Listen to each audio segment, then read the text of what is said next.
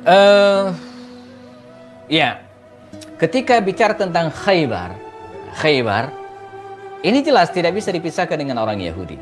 Bahkan saudara-saudara kita, anak-anak muda yang hari ini berjuang di Palestina, di Hamas itu, dalam yel-yel mereka ya, di tengah-tengah peperangan atau kemudian pertemuan-pertemuan atau demonstrasi-demonstrasi melawan penjajah Yahudi di Palestina itu, yel-yel mereka apa? Khaybar, Khaybar ya Yahud, Jaishu Muhammad saufa ya'ud. Itu yel-yelnya gitu ya. Khaybar, Khaybar ya Yahud, Jaishu Muhammad saufa ya'ud. Khaybar, Khaybar ya Yahud. Khaybar, Khaybar wahai orang-orang Yahudi. Ingatlah tentang Khaybar wahai orang Yahudi. Ya, Jaishu Muhammad saufa ya'ud. Tentara Muhammad pasti akan kembali. Jadi kalau bicara tentang Khaybar ini tidak bisa dipisahkan dengan orang-orang Yahudi karena perang Khaybar adalah perang terakhir. Perlawanan terakhir orang-orang Yahudi di masa Rasul SAW. Setelah perang Khaybar selesai, kelas. Ya, tidak ada lagi perlawanan orang-orang Yahudi secara pasti, ya, atau secara legal resmi. Kalaupun ada sifatnya personal. Dan itu diawali dari pengkhianatan mereka terhadap janji Rasulullah atau perjanjian mereka dengan Rasulullah. Nah, ini kita akan bahas sedikit ya tentang Yahudi di Madinah ini jamaah. Karena perang ini tidak bisa dipisahkan dengan keberadaan orang-orang Yahudi di Madinah. Ini perlu disampaikan sebagai prolog. Jangan sampai muncul kesan begini. Mau tidak mau, ya, bisa diceritakan bahwa perang ini terjadi di Khaybar, markas Yahudi. Nabi datang bersama dengan pasukannya. 1.600 orang menyerbu Khaybar. Jadi mengapa perlu diceritakan latar belakangnya supaya tidak salah paham? Jangan sampai muncul anggapan gini. Jadi umat Islam itu emang tukang perang. Buktinya mereka yang mendatangi orang-orang Yahudi di Khaybar. Mereka yang menyerang duluan gitu kan. Nah ini harus kita luruskan. Sebab sepanjang sejarah tidak ada cerita Rasulullah dan kaum muslimin menyerang duluan. Kalaupun mereka menyerang mesti ada apinya. Gak mungkin muncul asap begitu saja. Nah, kita selama ini suka melihat asapnya doang, tidak pernah melihat apinya. Api yang membakar itu apa? Termasuk dalam perang ini. Ya, jadi di Indonesia kita lihat dulu ya ada organisasi massa tertentu yang mengobrak-abrik tempat-tempat maksiat. Nah, yang kita lihat itu salah gitu kan. Padahal kita tidak lihat prolog ataupun mukadimah dari peristiwa tersebut ya. Nah, mengapa baginda Rasul mendatangi pasukan atau kemudian markas orang-orang Yahudi di Khaybar ini itu tidak berdiri sendiri, ada latar belakangnya. Baik. Yahudi ini keturunan Nabi Ibrahim alaihissalam. Secara nasab, Ibrahim alaihissalam punya anak, beberapa orang anak, antara lain Ismail dan Ishak. Ya, Ishak ini punya anak, di antara adalah Esyau dan Yakub. Ya. Nah, Yakub ini memiliki keturunan dalam kitab-kitab Injil. Ya, keturunan Nabi Yakub ini disebutkan ada 13 orang. Tapi dalam Al-Quran sendiri ya, disebutkan hanya 12 orang. Nah, di antara anaknya itu adalah Yehuda. Ya, yang aslinya Yehuda. Ya. Yehuda. Tapi di Arab ya, mereka sulit menyebutkan Zaza itu akhirnya Yahudi. Inilah keturunan yang disebut dengan orang-orang Yahudi. Makanya Yahudi itu jamaah, teman sekalian, itu ras. Kita tidak mungkin jadi orang Yahudi. Nggak mungkin. Ya. Tapi ngikutin milah mereka, ya. Gaya hidup mereka, ya. Tapi secara nasab, ras, kita nggak bisa pindah. Ras kan keturunan nggak bisa. Ya. Kita orang Sunda mau jadi orang Arab, ya nggak bisa. Walaupun kita pergi ke Arab, orang Sunda aja tetap. Ya. Kalaupun kita berubah menjadi warga negara, ya warga negara Mesir, warga negara Arab Saudi, warga negara Belanda, tapi rasnya gitu kan, kita tetap orang Indonesia. Kecuali nanti bercampur misalnya menikah, ya lain lagi. Jadi orang Yahudi itu ya ras. Nah, seiring dengan perjalanan waktu kita percepat ya, sejarahnya ya. Di masa baginda Rasul akan diutus menjadi Nabi, orang-orang Yahudi ini ya terusir dari sebuah negeri ke negeri yang lainnya. Akibat pengkhianatan mereka yang tidak pernah berhenti. Ya. Dan pada akhirnya di abad jelang tahun atau tidak ya di setelah Nabi Isa alaihissalam lahir tentu saja ya. Mereka ini ya terusir dari suatu negeri ke negeri yang lain, dari kekuasaan-kekuasaan yang lain, dari kekuasaan Persia, kekuasaan Yunani, kekuasaan Romawi. Akhirnya mereka melipir, minggir ke sebuah kota yang dalam kitab mereka disebut dengan negeri yang terletak antara dua bukit, ya, dua bebukitan, ya, Al-Aswadain wa bainanahuma nahla, di tengahnya ada pohon kebun kurma. Mereka lihat itulah Madinah. Nah, mereka ngumpul di Madinah karena dalam perspektif mereka di Madinah itu yang dulu namanya Yathrib akan lahir Al-Mau'ud. Ya, Al-Mau'ud, sosok yang dijanjikan. Sosok Nabi akhir zaman di Madinah. Maka ngumpullah mereka di Madinah. Masalahnya ketika baginda Rasul datang ke Madinah, hijrah ke negeri tersebut, mereka tak kunjung beriman. Boro-boro beriman, malah ingin mencelakakan Rasulullah SAW. Karena menganggap Muhammad SAW itu bukan Nabi akhir zaman bagi mereka. Karena adalah keturunan Ismail, bukan keturunan Yahudi. Jadi mereka berharap dari keturunan mereka, ya, bukan dari keturunan yang lain. Ketika datang Nabi akhir zaman bukan yang keturunan Yahudi, mereka menolak, tidak mau menerima Rasulullah SAW. Ya. Nah, Rasulullah SAW tahu persis karakter orang-orang Yahudi ini. Karena itu ketika beliau hijrah ke Madinah, teman sekalian, salah satu program Nabi adalah ya membuat perjanjian yang kita kenal dalam sejarah dengan Mitsaqul Madinah, Piagam Madinah. Di mana spirit dari Piagam Madinah ini ya menaungi semua golongan dan kelompok, memberikan kebebasan bagi mereka untuk melaksanakan agama dan kepercayaan masing-masing. Ini spirit dari perjanjian Madinah atau Piagam Madinah. Termasuk kaum muslimin, termasuk orang-orang Yahudi boleh beribadah sesuai dengan kepercayaan mereka. Ya. Ini deal clear, jelas. Kalau ini ditaati oleh orang-orang Yahudi, maka mereka akan hidup berdampingan dengan kaum muslim. Namun sayang, karakter Yahudi tidak pernah lepas dari pribadi mereka. Khanullaha wa khanur rasul. Mengkhianati Allah, mengkhianati Rasul, mengkhianati perjanjian antar mereka sendiri. Maka yang pertama kali berkhianat adalah Yahudi Bani Qainuqa. Ya, selepas perang Badar, pulang dari perang Badar, ya, Yahudi Bani Qainuqa ini bertingkah. Dua hal yang mereka lakukan. Pertama, ngadu domba kaum muslimin.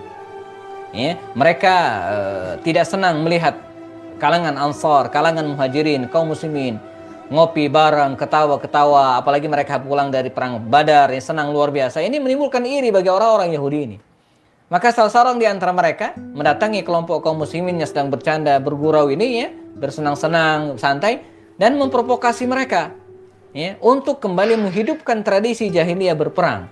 Kita tahu bahwa sebelum kehadiran Nabi ke Madinah, orang-orang Aus, orang-orang Khazraj, ya, kalangan Ansar ini bertikai, perang Bu'ats mereka hidupkan, ya. Terus dikomporin. Hampir saja kaum muslimin itu, teman sekalian, terprovokasi. Ada yang sudah ngelepas sendalnya, udah mungut batu, sebentar lagi nyopot buka pedang gitu ya. Nah, ketika kondisi ini terjadi, sampailah berita itu kepada baginda Rasul SAW. Nabi datang dan mengatakan, "Ma bikum, bagaimana kali ini?" kata Rasul. "Saya ada di tengah kalian, masih di sini, kalian sudah berperang lagi," kata Rasul. Maka turunlah firman Allah Subhanahu wa taala dalam surat Ali Imran, "Wa'tasimu bihablillahi jami'an wa la tafarraqu." Ya, wa'tasimu, maka berpegang teguhlah kalian dengan hablillah, dengan tali Allah, agama Allah, wala tafarraqu, jangan bercerai-berai. Mereka sadar, mereka menangis, ya, berpelukan dan akurkan kembali. Ini pengkhianatan pertama orang-orang Yahudi Bani Qainuqa. Yang kedua adalah mereka pernah melecehkan seorang muslimah. Seorang muslimah yang sedang berbelanja di sebuah warung, mereka kaitkan peniti ataupun apalah namanya, ya semacam mata pancing begitu kira-kira, ya, ditarik dari jauh. Begitu wanita muslimah ini jalan, tersingkaplah auratnya. Ini pengkhianatan dan tidak mungkin dibiarkan. Maka baginda Rasulnya membekuk mereka, sebagian diperangi, sebagian diusiri, dan mereka pun nyah dari kota Madinah. Yahudi Bani Qainuqa. Yahudi Bani Nadir juga demikian. Mereka berkhianat setelah perang Uhud tahun keempat Hijriah. Ya, selepas perang Uhud, salah seorang sahabat Nabi, Amr bin Umayyah Dhamri, ya, salah bunuh. Ya, dia membunuh dua orang dikira musuh, padahal bukan. Maka konsekuensinya mereka harus membayar diyat. ya, membayar kafarat, membayar denda. Dan bagian dari klausul perjanjian Hudaybiyah bahwa seluruh penduduk Madinah dari unsur-unsur apapun ya harus menanggung ini. Ini kesepakatan bersama. Maka untuk menyelesaikan masalah ini, baginda Rasul bersama dengan beberapa sahabat senior mendatangi markas Yahudi Bani Nadir, ya, untuk membicarakan hal ini, menyelesaikan masalah ini. Dan diam-diam beberapa orang Yahudi Bani Nadir ini menyiapkan batu gede di atas dan siap ditindihkan ke Rasulullah yang sedang berada di bawah, ingin membunuh Rasulullah, ingin membunuh ya, qiyadah, ya, pemimpin kaum muslimin, pengkhianatan tingkat tinggi. Rasul tidak mungkin membiarkan, dan terusirlah Yahudi Bani Nadir ini, teman-teman sekalian, ya, ke Khaybar. Mereka dikasih waktu oleh Rasul 3 hari, berkemaslah kalian dan tinggalkan Madinah. Itu konsekuensinya. Maka mereka pun ya akhirnya pindah ke Khaybar. Ini lanjutannya nanti perang Khaybar. Yang ketiga adalah Yahudi Bani Quraidah. Kita pernah ceritakan pada dua pertemuan sebelumnya. Mereka mengkhianati kaum muslimin, berniat membukakan benteng mereka dan mempersilahkan ya, pasukan Ahzab menyerbu ke Madinah. Walaupun akhirnya gagal, tapi pengkhianatan itu tetap ada. Kegagalan mereka bukan karena mereka bertaubat, tapi karena murni ketidakmampuan mereka. Maka Nabi mengeksekusi Bani Quraidah ini ya, karena mereka sudah berkhianat. Sehingga selepas perang Khandaq itu, Madinah itu secara legal ya, bersih dari orang-orang Yahudi. Walaupun masih ada personal-personalnya, di mana mereka nanti dibereskan di masa Sayyidina Umar bin Khattab radhiyallahu anhu. Karena itu kalau ada yang mengatakan bahwa tidak ada pengusiran Yahudi di Madinah di masa Rasulullah, ya salah besar. Ini 3 peristiwa ini. Namun satu hal yang harus dicatat, digarisbawahi, gede-gede garis bawahnya ya, harus di bold. Pengusiran orang-orang Yahudi di Madinah itu bukan lantaran mereka tidak beragama Islam. La ikraha fiddin. Diperkenankan siapapun tinggal di wilayah yang dikuasai oleh kaum muslimin. Mereka adalah ahlul zimmi. Sekali lagi, mereka terusir dari Madinah bukan karena mereka berbeda agama. Mereka terusir karena mereka mengkhianati perjanjian dengan Rasulullah SAW dan kaum muslimin. Nah, jadi nggak ada urusan dengan bukan agama. Silakan Anda tinggal di Madinah, tapi jangan mengkhianati perjanjian. Kita bikin kesepakatan agar masing-masing bisa melaksanakan ibadah sesuai dengan ajaran agama masing-masing. Ya. Oke, baik. Yahudi Bani Nadir melarikan diri ke Khaybar. Di Khaybar ini mereka tidak tinggal diam. Ya, selain mempertahankan diri dengan benteng-benteng yang kokoh, ya, lalu kemudian tambah dengan menanam kurma sehingga benteng Khaybar itu ya atau negeri Khaybar itu menjadi negeri yang kaya dengan kurmanya gitu kan, banyak sekali ya. Selain itu juga ya mereka diam-diam ya memprovokasi musuh-musuh kaum muslimin ya untuk menyerang Madinah. Hasilnya terbentuklah 10.000 tentara di bawah pimpinan kafir Quraisy Abu Sufyan bin Harb dan kawan-kawan, dan mereka pun menyerang Madinah. Peristiwa ini disebut dengan perang Khandaq atau perang Ahzab. Pernah kita ceritakan ya. Makanya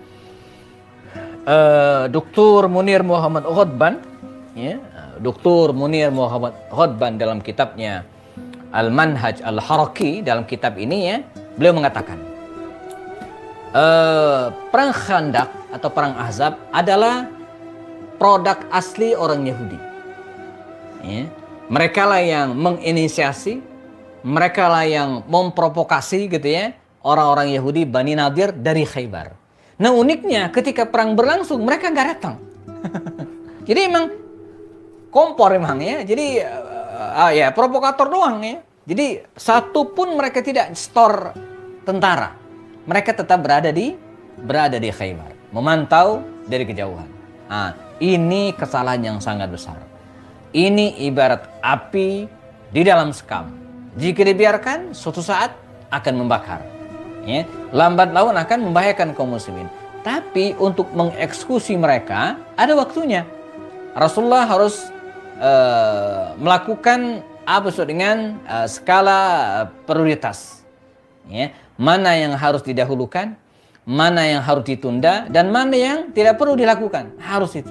Ya, makanya kalau saya ditanya dengan tentang pendapat pemindahan IKN, ibu kota negara, ya saya bilang tidak saatnya hari ini ya, karena begitu banyak PR kita gitu kan. Kita belum lepas dari pandemi ya, miliaran rupiah kita gelontorkan untuk mengatasi masalah ini. hutang masih membelit kita. Jadi bukan hal yang tepat, bukan salah.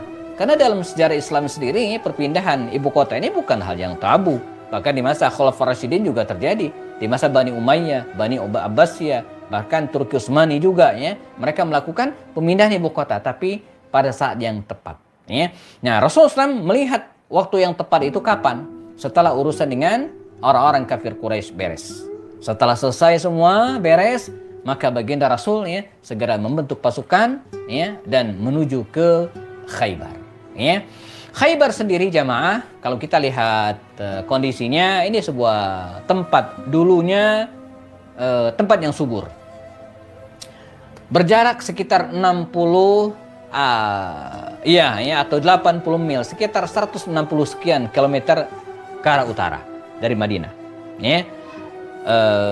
Kalau kita lihat peta, ini petanya, ya. Jadi ini Madinah, teman-teman sekalian, ya. Dan naik ke atas Khaybar. Sebentar.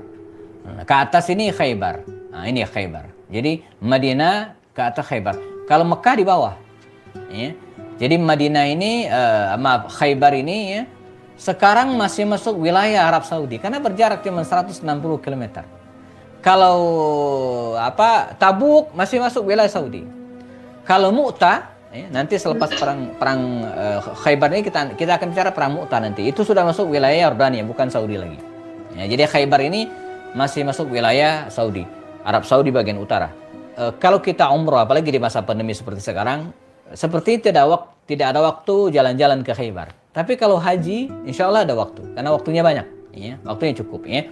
Makanya saya walaupun sudah beberapa kali umrah, ya belum sempat ke Khaybar, ya, karena kesini sendiri 160 kilo itu lebih dari atau sekitar 2 jaman, ya, ke sana. Bolak-balik bisa 4 jam, harus meluangkan waktu sehari penuh. Belum lagi dari dasar naik ke atas itu nggak bisa pakai kendaraan, bisa-bisa kita harus pakai jalan kaki naik ke atas bebukitan Khaybar. Karena Khaybar ini terdiri dari terletak di sebuah bukit Khaybar.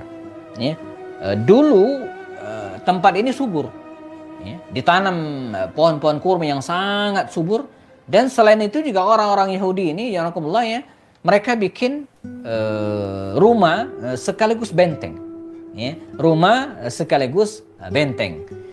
Untuk itu pada masa itu bahkan orang-orang Romawi pun berpikir puluhan kali untuk menyerang Khaybar. Karena untuk menaklukkan Khaybar ini bukan hal yang gampang, sulit. Tapi tidak dengan Rasulullah SAW. Ya. Beberapa alasan Rasulullah, ya, mengapa menyerang Khaybar. Ya, pertama, perjanjian Hudaybiyah mematahkan sayap perlawanan kafir Quraisy. Beres. Kafir Quraisy nggak usah dipikir lagi. Mereka udah kalah. Mereka udah dibekuk. Mereka sudah lumpuhkan, ya, secara diplomasi melalui perjanjian Hudaybiyah. Dan Nabi yakin orang kafir Quraisy itu bukan orang Yahudi. Mereka tidak akan berkhianat.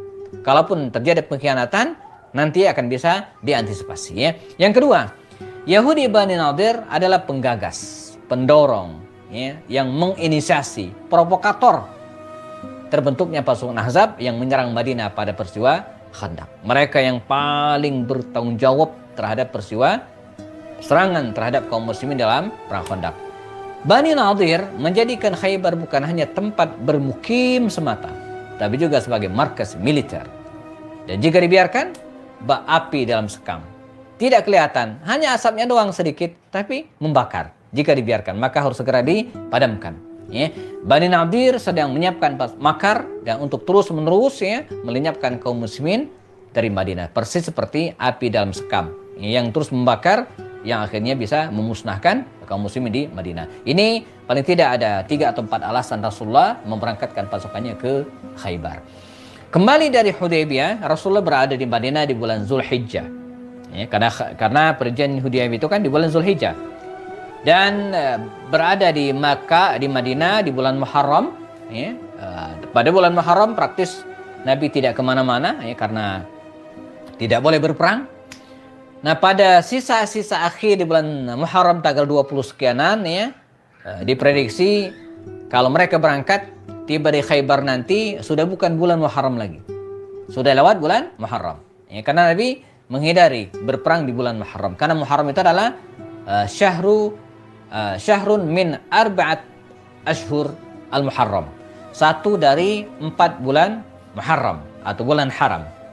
Bulan Zulqa'dah, Zulhijjah, Muharram, dan satu lagi Rajab. Ini arba'atun hurum, 4 bulan yang dilarang berperang dan dilarang melakukan serangan-serangan. Ya, Rasulullah mengumumkan kepada kaum muslimin ya, untuk berangkat ke Khaybar. Ternyata yang ikut adalah seluruh peserta perjanjian Hudaybiyah atau Bai'atul Ridwan, 1.400 orang. Ya, jadi ketika terjadi perjanjian Hudaybiyah, mereka ingin umroh, jumlah kaum muslimin 1.400. Ditambah dengan 200 penunggang kuda, di total pasukan kaum muslimin yang berangkat 1.600 orang. Ya, 1.600 pasukan. Ya. Nah, 600 tentara. Rasulullah melimpahkan urusan Madinah ke pimpinan Madinah kepada seseorang sahabatnya. Ada mengatakan Siba bin Artaf al-Ghifari, ada juga mengatakan kepada Namilah bin Abdullah al-Laythi, atau dua-duanya. Ya. Dan ini bagian dari sunnah. Ya, ketika kepemimpinan kosong, maka harus ada wakil yang menggantikan beliau. Ya. Oke, baik. Ketika kaum muslimin akan berangkat dan sudah menyiapkan pasukan menuju Khaybar, Yahudi, orang-orang munafik, pimpinan Abdullah bin Ubay bin Salul ya, main mata dengan orang-orang Yahudi. Ini luar biasa. Ini makanya Allah menyebutkan dalam Al-Quran tentang bahaya orang munafik itu bahkan bisa jadi lebih berbahaya daripada orang kafir. Kalau orang kafir kelihatan kekufurannya, tapi kalau orang munafik ini enggak, bersama dengan kaum muslimin. Abdullah bin Ubay bin Salul itu ya, bersama dengan kaum muslimin, makan minum dengan kaum muslimin, sholat dengan kaum muslimin, tapi hatinya mendua, mentiga, gitu kan? Nah, ketika mestinya kaum muslimin berangkat dan tidak boleh dibocorin, dia bocorin. Dia mengirim surat kepada tokoh-tokoh Yahudi ya, di Khaybar, Bani Nadir, dan mengatakan Muhammad hendak mendatangi kalian. Waspadalah. Nah, jadi dia bermain kaki di situ, gitu ya. Janganlah kalian takut, sebab jumlah dan persenjataan kalian lebih banyak, katanya gitu kan. Sedangkan pengikut Muhammad SAW sangat sedikit dan hanya membawa sedikit senjata. Ini provokasinya gitu kan. Dia meyakinkan agar orang-orang Yahudi Bani Nadir ini tidak menyerah kepada kaum muslimin ya. Nah, mendengar hal itu maka Yahudi Bani Nadir ini, ya, teman-teman sekalian, meminta bantuan ke beberapa kabilah, di antara kabilah Bani Ghatafan, dengan menjanjikan hasil panen ya, hasil buah-buahan Khaybar akan dijanjikan kalau mereka ingin bergabung dengan Yahudi. Dan mereka sepakat untuk mengirim 4.000 prajurit. Ya, 4.000 prajurit Bani Ghatafan. Sementara jumlah penduduk Khaybar itu tidak kurang dari 10.000 orang. Jadi kalau totali semuanya 10.000 Yahudi Bani Nadir ditambah dengan 4.000 prajurit Bani Ghatafan ya, berjumlah tidak kurang dari 14.000. Kaum muslimin hanya 1.600. Jauh sekali ya, tidak berimbang. Oke, baik.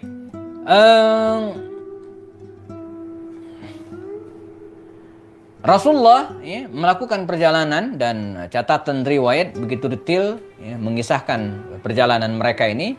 Keluar dari Madinah, mereka terus bergerak melakukan perjalanan sampai kemudian di dekat di bawah di lereng Bukit Khaybar ini mereka istirahat. Nabi membuat tenda sementara, kata Rasul, kita istirahat. Ya.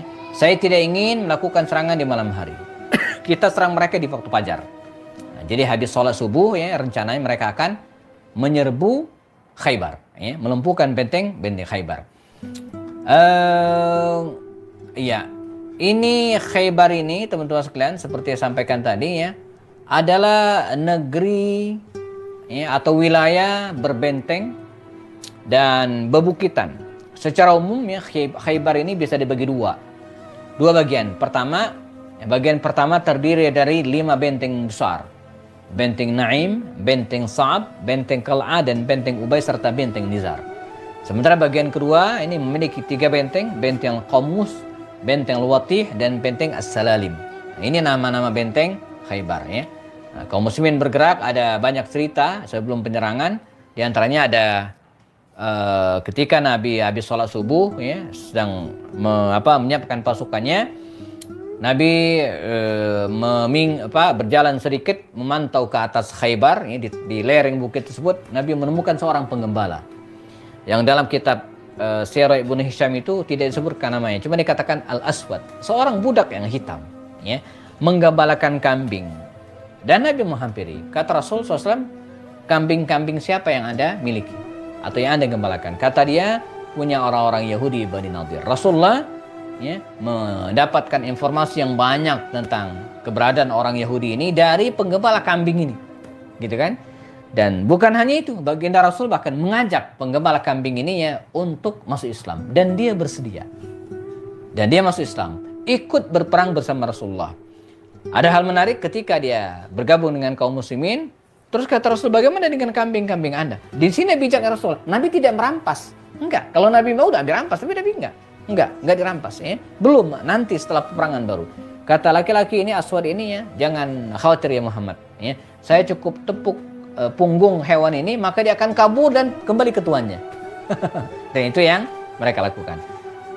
Penggembala kambing ini ikut berperang bersama Rasulullah, dan kemudian terjadi serangan. Sebelum zuhur mereka istirahat. Ada beberapa orang yang syahid meninggal dalam perang ini. Di antaranya adalah penggembala kambing ini tadi. Dia tergeletak, meninggal dunia, tewas, dan kemudian dirawatlah jenazahnya untuk dimakamkan. Nabi pun ikut akan mengangkat budak yang sudah tewas ini. Tiba-tiba Nabi memalingkan wajah, melengos seperti tidak ingin melihat sesuatu. Nabi kaya Rasulullah, kata para sahabat, kenapa Anda ya Rasulullah? Seperti orang yang melihat sesuatu yang tidak ingin dilihat, malu. Kata Rasul, iya saya malu. Mengapa? Sebab saat ini ada dua orang beda dari surga sedang menjemputnya. Luar biasa. Meninggal ikut perang ba'da subuh, dan meninggal sebelum zuhur, belum sholat sama sekali. Tapi kata Rasul, dia sedang dijemput oleh bidadari surga, dijamin surga. Ini disebut dengan happy ending ya. Jadi meninggal dalam keadaan husnul khatimah ya, walaupun belum sempat melaksanakan ibadah sholat sama sekali, tapi dia bertaubat kepada Allah SWT dan meninggal dalam keimanan. Satu persatu benteng-benteng ini ditaklukkan oleh kaum muslimin, teman-teman sekalian, dimulai dari benteng Naim ya, dan malam harinya Nabi sempat memberitahu kepada kaum muslimin, besok kita akan melakukan serangan ya, dan bendera perang saya akan serahkan kepada orang yang yuhibbullaha wa rasulahu, yang mencintai Allah dan Rasulnya, dan Allah dan Rasulnya pun mencintainya. Berharaplah kaum muslimin agar dirinya lah yang ditunjuk oleh Rasul. Bahkan ya, Umar sempat menonjolkan dirinya agar ditunjuk oleh Rasul keesokan harinya untuk menjadi orang yang cintai Allah dan cintai Rasul ini ya. Dan ternyata yang mendapatkan amanah memegang kendali perang, memegang bendera perang, sekaligus menjadi panglima pelaksana adalah Ali bin Abi Thalib radhiyallahu anhu. Ya, menantu Rasulullah sekaligus sepupu beliau ya. Mereka pun segera mengepung benteng Naim, dan tidak ada kesulitan berarti. Pasukan Yahudi ini melarikan diri ke benteng yang berikutnya. Di benteng ini terdapat 500 pasukan Yahudi, dan berbagai jenis makanan mereka tampung di tempat ini, dan kaum muslimin melancarkan serangan benteng ini dari bawah komando Khabbab bin Munzir al-Ansari, seorang sahabat Ansor yang sangat ahli dalam memetakan pasukan perangnya. Dan mereka mengepung benteng ini sekitar 2 atau 3 hari, dan pada hari ketiga ya, Nabi berdoa khusus dan mereka pun berhasil melumpuhkan benteng ini ya. Nah, benteng yang berikutnya adalah benteng Qal'ah ya. Ini berada di puncak bukit Khaybar, dan sulit dicapai. Maka baginda Rasul memerintahkan untuk kembali menaklukkan benteng ini 3 hari lamanya, dan sulit ya mereka menaklukkan benteng yang kokoh ini, sampai mereka punya ide memaksa supaya penghuni benteng keluar. Dengan cara apa? Memutuskan sumber penghidupan mereka, air. Nah, jadi air yang mengalir tadi ya, diputus oleh kaum muslimin sehingga tidak bisa masuk ke dalam benteng. Itu yang membuat mereka tidak bisa bertahan. Nggak ada air. Ya, nggak ada air. Mereka akhirnya menyerah kepada kaum muslimin tanpa perlawanan yang berarti. Benteng Ubay ya, setelah benteng Zubair taklukkan dan orang-orang Yahudi sebagian menyerahkan diri dan lari ke benteng berikutnya dan dikepung, ya, dan satu persatu mereka sempat melakukan mubarazah, tanding lawan satu, namun semuanya akhirnya ditaklukkan oleh kaum muslimin, ya. Benteng terakhir, benteng Nizar, ini benteng paling kokoh di wilayah pertama, ya, wilayah 5 benteng pertama, dan orang-orang Yahudi merasa kaum muslimin tidak mungkin bisa menjebol benteng ini. Mereka mengerahkan semua kekuatan, kaum muslimin harus menggunakan al-manjanik, ketapel, ya, untuk melempar batu-batu besar, ya, untuk meruntuhkan benteng ini. Dan akhirnya mereka bisa menaklukkan. Dan untuk menaklukkan wilayah kedua, ya, nyaris tanpa pertempuran, ya, dikepung 14 hari mereka akhirnya minta berunding, ya. Nah, jadi ini ya, kalau kita lihat benteng-bentengnya hari ini seperti ini, ya, masih ada sisa-sisanya, ya, dan menjadi salah satu tempat wisata religi sekaligus wisata ilmiah, ya, ke tempat ini. Nyaris teman-teman yang kuliah di Madinah itu pasti atau dipastikan pernah ke tempat ini, ya, menapatilah sejarah perang Khaybar. Tapi kalau kita haji atau umroh, ya sulit, ya, karena waktunya mepet. Iya, ya, mereka sempat setelah takluk semua, ya, maka Yahudi ini menyatakan diri takluk kepada kaum muslimin, gitu kan, dan menyerah. Sempat, ya, salah seorang di antara mereka berkhianat dengan cara menyembunyikan sebagian harta mereka, padahal dalam kesepakatan seluruh harta milik orang-orang Yahudi ini, ya, menjadi milik kaum muslimin. Demikian aturan perang pada waktu itu, ya, termasuk juga tanahnya milik kaum muslimin, ya. Dan di antara tawanan perang itu ada namanya Safiyah binti Huyai yang belakangan dibebaskan oleh Rasulullah dan kemudian beliau nikahi, ya. Lalu mereka juga sepakat dengan orang-orang Yahudi ini, ya, untuk berbagi karena kaum muslimin tidak mungkin menggarap tanah Khaybar. Akhirnya tetap dibolehkan orang-orang Yahudi Bani Khaybar ini, ya, mengelola, ya, tanah tersebut, tapi dengan syarat. Syaratnya apa? Berbagi, 50-50. Hasilnya berbagi. Nah, jadi orang Yahudi menggarap, tapi setiap bulan tertentu atau tahun tertentu di-store kepada kaum muslimin, ya. Nah, ini ada kisah yang luar biasa, ya. Ini karakter orang-orang Yahudi dan menunjukkan tentang kekuatan prinsip seorang sahabat Nabi yang namanya Abdullah bin Rawaha. Jadi Khaybar begitu ditaklukkan tetap dikelola oleh orang Yahudi. Maka setiap bulan tertentu Nabi mengutus salah seorang sahabatnya Abdullah bin Rawaha, ya, untuk mengambil jatah mereka, jatah kaum muslimin. Ada kisah ketika Abdullah bin Rawaha ini datang ke tempat ini. Sebentar saya close dulu, nanti balik lagi, ya. Ketika Abdullah bin Rawaha datang ke Khaybar ini, teman sekalian, untuk mengambil jatah mereka, jatah kaum muslimin. Kata orang Yahudi ini, Bani Nadir, "Ya Abdullah, saya punya usul, ya. Gimana kalau kami menawarkan sesuatu?" Apa itu? Jadi hasil bumi kami Khaybar ini kan hanya Anda yang tahu, Muhammad kan nggak tahu.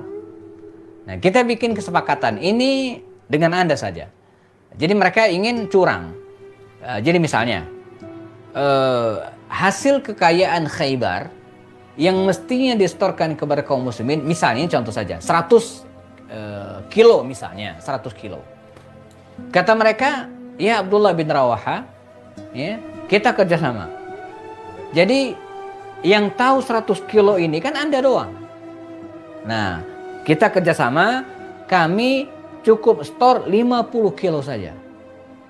Ya, jadi kan Muhammad kan tinggal terima doang, ya. Nah, sebagai balasannya kami berikan kepada Anda 10 kilo jatah Anda sendiri.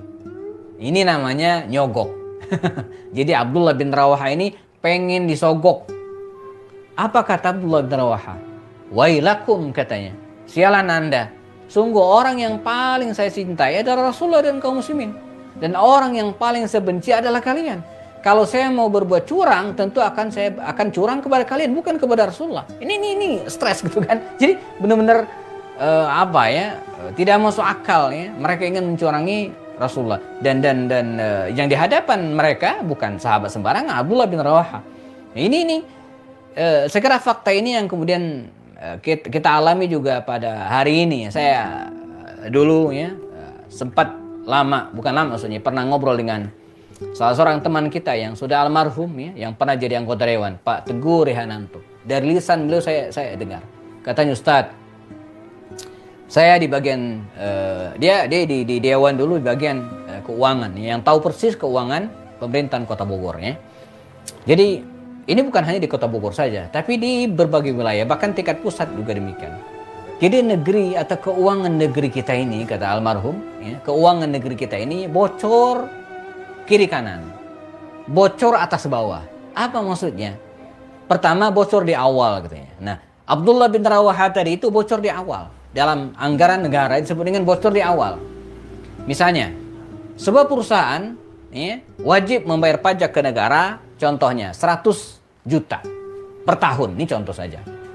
Tapi ya, dengan cara bermain dengan oknum pajak, gitu kan? Maka bisa jadi perusahaan yang mestinya bayar 100 juta tadi, ya, dihitung dan kemudian dikalkulasikan, dibantu oleh orang pajak, ya, oknum pajak, maka dia bayar 50 juta saja. Nah, 10 atau 20 jutanya diberikan kepada oknum pajak yang ngelolosin pembagian tersebut. Ini disebut dengan bocor di awal. Yang mestinya negara dapat 100 juta, jadi cuma dapat 50 juta. 20 juta diambil oleh oknum pajak tadi. Ini disebut dengan bocor di awal. Nah, yang kedua, bocor di ujung. Ya, anggaran 50 juta tadi, misalnya yang mestinya dibuat untuk renovasi bangunan pemerintah atau kemudian membuat jalan, itu hanya dibangunkan 30 juta. 20 jutanya ditilep, gitu kan? Bayangin, 100 juta milik rakyat tadi cuma nyampe ke rakyat cuma 30 juta. Ini sebenarnya bocor di awal, bocor di akhir. Abdullah bin Rawaha punya prinsip, tidak. Andai pun saya harus curang katanya, maka kalian saya curangi, bukan curangnya Rasulullah. ini prinsip yang saya kira harus kita pegang teguh hari ini, apalagi negara kita ini, teman sekalian ya, negara yang gemah ripah Lucianawi. Kalau betul-betul dirawat, diatur oleh orang-orang yang jujur, oleh orang-orang yang sekelas Abdullah bin Rawaha tadi, maka ya kita akan mendapatkan kesejahteraan yang dahsyat, yang luar biasa ya. Oke, baik. Kita lanjutkan dikit. Nah, ini yang tadinya Abdullah bin Rawaha membagi tanah Khaybar menjadi 36 bagian, dan setiap bagian dibagi menjadi 100 bagian. Jadi seluruh ada 3.600 bagian. Sementara jumlah kaum muslimin ya 1.600 orang ya. Maka pembagiannya adalah jumlah yang ikut perang 1.400 orang ditambah 200 orang penunggang kuda. 1.400 orang ini dibagikan masing-masing satu orang ya. Sementara yang 200 dikali 2, jadi 400. Jadi totalnya menjadi 1.800 bagian. Ya, karena ada 3.600, ya tinggal dibagi. Nah, ini pembagian tanah Khaybar. Karenanya ketika kaum muslimin pulang dari Khaybar ini ya, terjadi ada kesan luar biasa dari sebagian umat Islam. Misalnya Abdullah bin Umar ya, yang ikut mengatakan, kami tidak pernah merasa kenyang sebelum menaklukkan Khaybar. Artinya pada perang Khaybar ini kaum muslim mendapatkan kemenangan yang luar biasa. Aisyah juga demikian, kami tidak pernah makan kurma yang begitu banyak selain setelah terjadinya perang Khaybar. Dalam perang ini ya, kaum muslimin mendapatkan harta rampasan dan kemenangan yang dahsyat. Ada satu peristiwa lagi yang mungkin bisa diceritakan. Jumlah kaum muslimin yang syahid dalam perang ini ada 16 orang. Ya, nama-namanya tertulis lengkap di kitab Sirah Ibnu Hisham, nanti silakan cek. Dan sedangkan dari korban di pihak Yahudi ya, hampir 100 orang, ya, 93 orangan. Dan peristiwa menarik lainnya, sepulang dari Khaybar ini ya, Nabi kedatangan saudaranya, sepupunya Ja'far. Ya, Ja'far bin Abi Thalib yang hampir 10 tahun berada di Habasyah, dipulang ke Khaybar. Maka disambut dengan senang hati oleh Rasulullah, dipeluk. Dan Nabi mengatakan, la adri li ayyihima ana usar bi fathi Khaybar am bi qudumi Ja'far. Ya, la adri, saya enggak tahu. Li ayyihima ana usar. Saya hari ini senang banget, kata Rasul. Bi fathi Khaybar atau bi nasri Khaybar am bi qudumi Ja'far, atau karena kedatangan Ja'far. Nah, Ja'far bin Abi Thalib. Kisah tentang Ja'far ini kita akan detilkan nanti pada perang Mu'tah, karena disyahid dalam perang Mu'tah. Kita cut Ja'far ya. Peristiwa lainnya, Rasulullah pernah diracun oleh Zainab bintil Haris, seorang wanita Yahudi. Ya.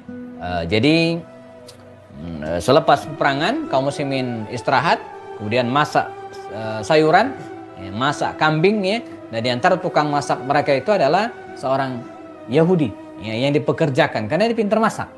Nah, seorang wanita Yahudi ini bertanya kepada para sahabat, ya, pimpinan kalian itu Muhammad itu ya paling suka kalau makan kambing bagian mana?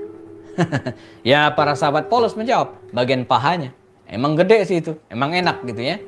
Anak-anak kita juga hari ini kalau makan ayam ya pahanya, paha ayam ya. Kambing juga begitu ya. Jadi, nah bagian inilah yang kemudian dibubuhi racun oleh Zainab bintil Haris ini, oleh seorang Yahudi ini, dan serahkan kepada Rasulullah. Ketika Nabi mengambil makanan ini dan siap untuk menggigitnya, maka dengan izin Allah SWT ya, dikabarkan kepada beliau bahwa daging tersebut beracun. Maka Nabi segera memuntahkannya lagi, tidak jadi memakannya, dan dipanggillah wanita tersebut dan ditanya, betul Anda pengen meracuni saya, kata Rasul. Betul, kata Zainab. Kenapa? Apa salah saya, kata Rasul? Ya, apa salah? Kata dia apa? Saya kata Zainab ini, saya cuma pengen tahu, Anda itu ya Muhammad Rasul apa Rasul atau Nabi atau hanya sekedar raja? Jadi engkau ini utusan Allah, Nabi atau raja? Kalau manusia biasa raja saya racuni mati. Tapi kalau utusan Allah pasti dijaga oleh Allah. Ya? Anda tidak akan mati. Nah sekarang saya yakin Anda betul-betul utusan Allah. Jadi iseng banget gitu ya. Dia iseng. Kalau bahasa sih iseng ya. Cuma pengen tahu ini Muhammad ini SAW apa nabi atau seorang malik, seorang raja. Ternyata nabi. Nah sekarang saya yakin Anda betul-betul seorang nabi. Buktinya tidak meninggal ketika diracuni ya.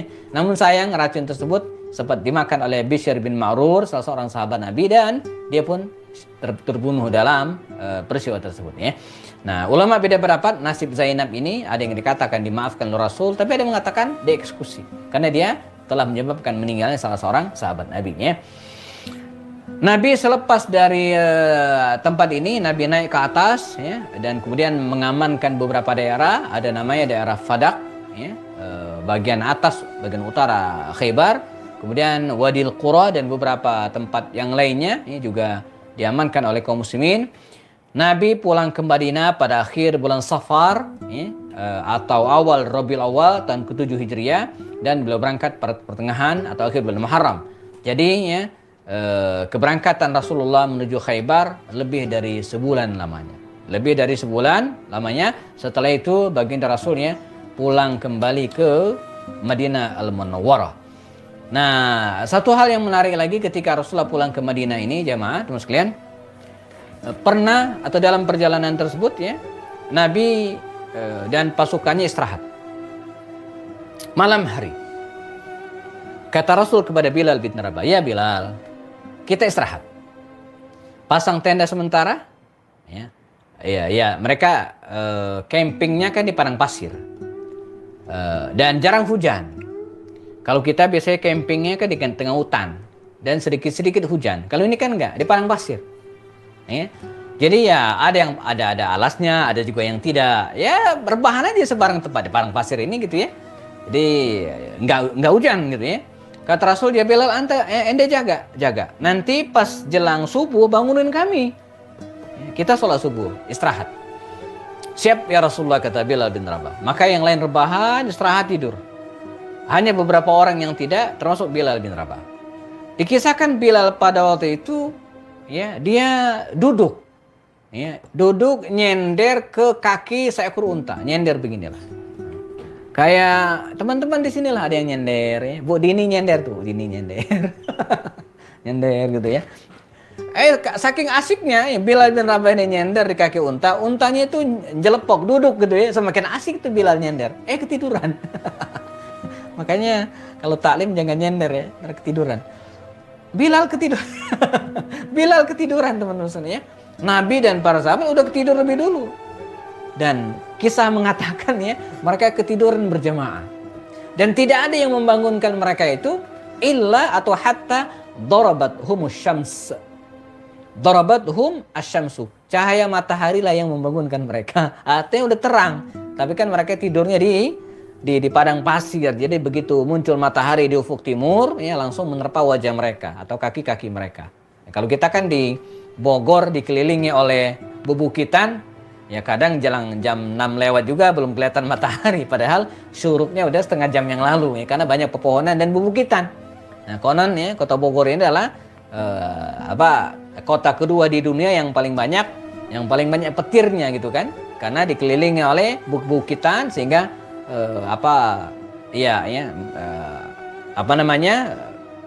angin tadi bertabrakan dan kemudian bisa menyebabkan terjadinya kilat dan petir ya.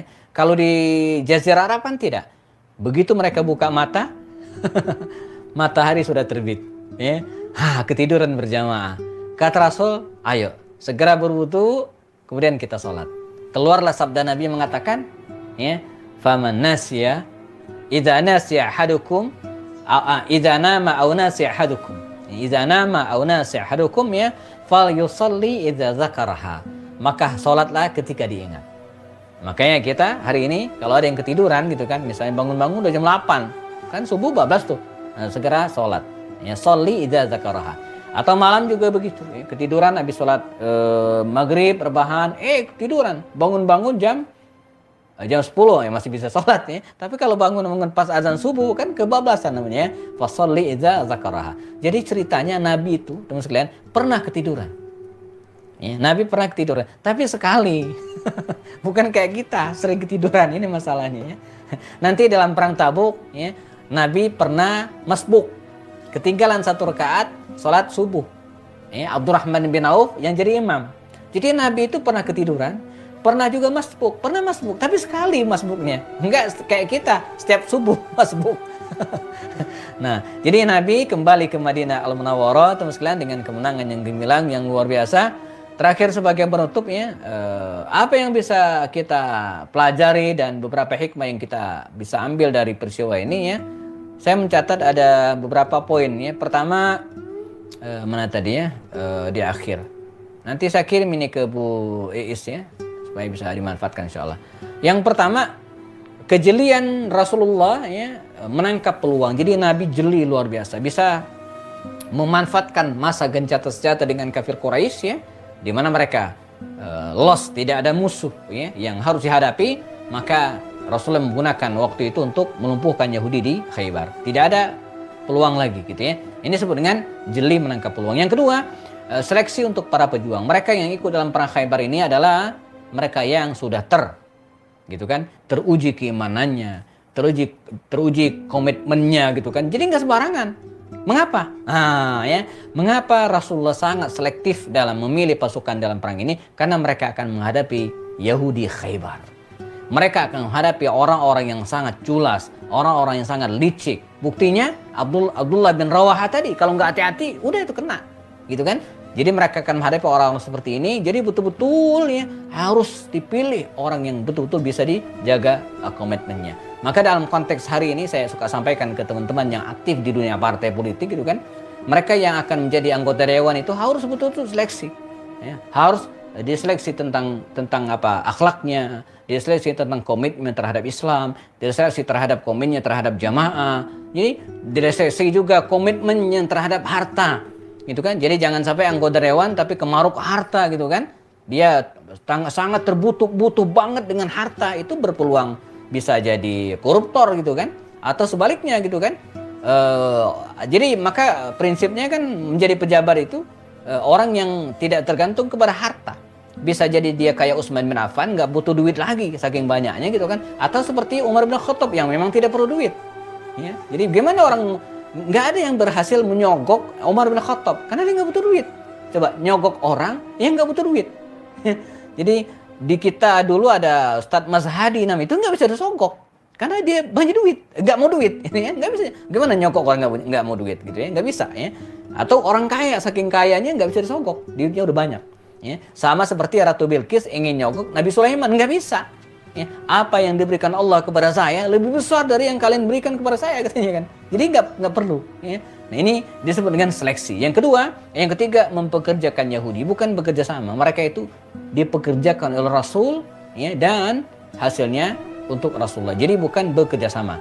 Pengaruh kemenangan ya, dalam perang Khaybar ini, kemenangan dalam segala hal. Termasuk diantaranya masalah politik ya, dan ekonomi juga dialami oleh kaum muslimin ya. Baik, ya Rasulullah. Ini tentang Khaybar. Ya. Kita sudah bahas selama 1 jam